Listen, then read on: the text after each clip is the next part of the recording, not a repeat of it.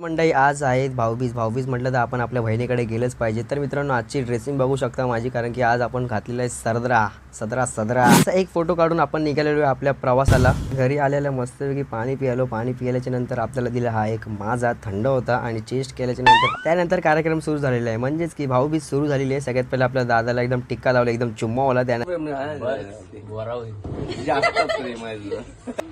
पण करा. उसके बाद अपन का भी नंबर आ गया ना मेरी जान. तो सबसे पहला टिक्का लगा मस्तक को, उसके बाद ऐसा रोटेशन लिया ना, बाप रे लड्डू उसके बाद लड्डू का नंबर आया, मतलब कि युक्ता का नंबर आ गया है. उसके बाद इसने भी पटापट कर के करेंगे